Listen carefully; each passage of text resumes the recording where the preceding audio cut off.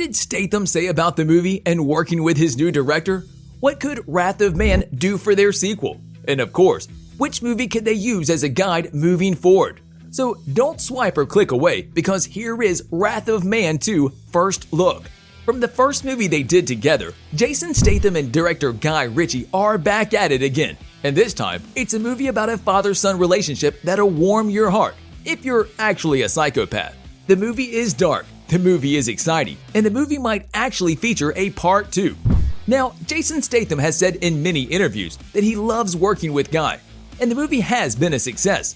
With a budget of only $40 million, raking in $104 million at the box office, in a time when theaters are at half capacity because of this whole situation with the virus, proved just how Jason Statham is an absolute killer when it comes to making a movie work. Lungs. People were lining up to see him take vengeance for the death of his son, and he even took on a secret identity to do so. And seeing how this movie resonated so well with the audiences, we were left wondering if Statham and Ritchie are going to be back at it again for a second movie. After all, the ratings are screaming at us, and they're saying that a second movie is inevitable. They'd be crazy not to capitalize on this opportunity for a second movie. Here's what The Wrap and their critic Alonso Duralde had to say about the movie. Ritchie's reunion with leading man Jason Statham delivers the scheming, the shooting, and the swearing that the director's fans have come to expect by the bucket load.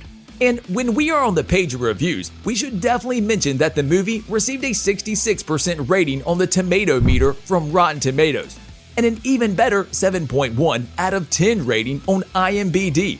This leaves us wondering where the movie will be headed next.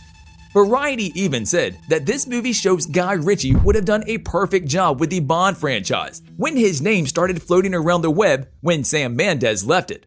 The only big negative review that we could see came from the Chicago Sun-Times. Other than this, the movie was received phenomenally with audiences in the USA, Russia, China, and everywhere else. Since Statham said that he generally gravitates toward action movies of this kind, we could be seeing a second movie in the works. So Wrath of Man 2 could actually be a possibility in a year. But what would this movie talk about? It seems like the first one did everything right, and they didn't end the movie on a cliffhanger. Nor did they leave any sort of plot line that the second movie could pick up and run with. Before we talk about the plot line of the movie, don't forget to smash that like button. It keeps the almighty YouTube algorithm happy, and you keep getting these videos for free. To this, we will only say that it's partially true. The movie featured Jason Statham in the role of H, short for Patrick Hill, but this was just an alias for the crime lord known as Mason Hargreaves. If he's not a cop, what is he? He's a dark spirit. He wanted to join Fortico Security because he wanted to find out who was behind the death of his son in the shootout. There were a lot of names being thrown around after H got out of the hospital after 5 months of recovery time, but he still couldn't find who took the life of his son. Not being the one to easily let things go, he figured that the best way to find out who did it is by working with the cops.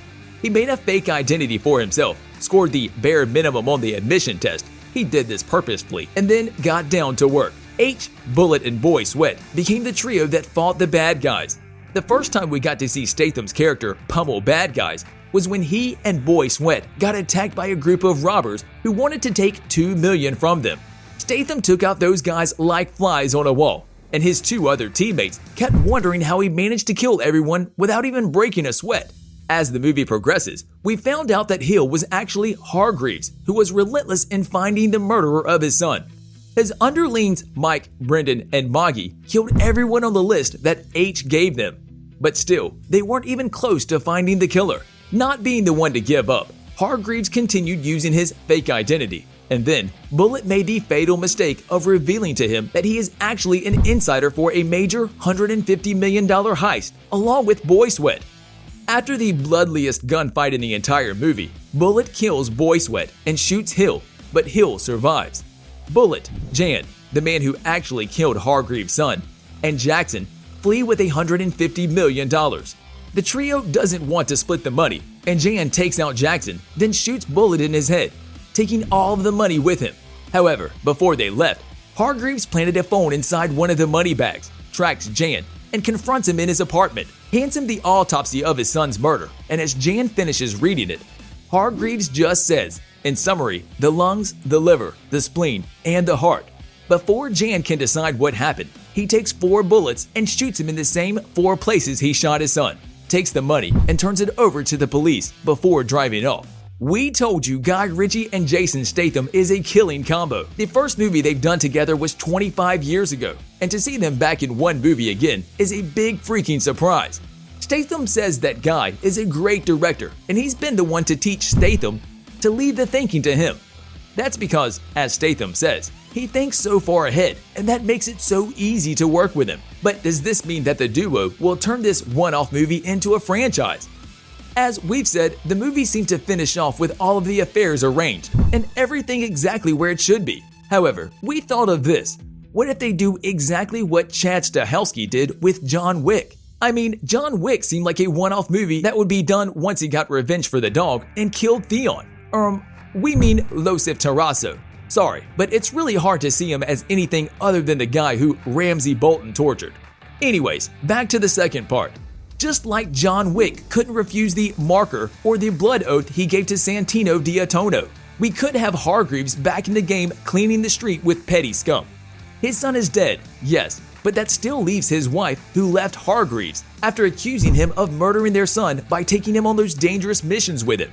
She could still return in the picture, and she can be the second victim that some bad guys used to get the crime lord's attention and blackmail him. Now, here's another plot theory that we are thinking of. We know that Hargreaves was working with FBI agent King, who told him that he couldn't keep a blind eye forever. Even though these two were working together, what if in this second part, King actually demands some sort of favor from Hargreaves? Knowing that he can't turn him down, Hargreaves will have to go along with it. So instead of returning to his organization, the guy will have to help the police capture the heads of powerful crime organizations that have been taunting the LAPD for too long. Now, this would mean that Hargreaves would be putting his life in danger just because he took a favor from a police officer once. But don't you think it would be super cool to see Hargreaves and his awesome shooting skills back on the big screen? Now, we do have to say that neither the studio nor the director has said anything official about the release of Wrath of Man 2.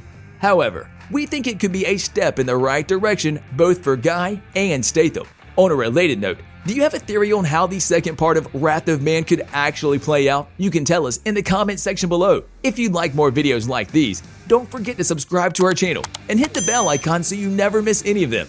And as always, thanks for watching, guys.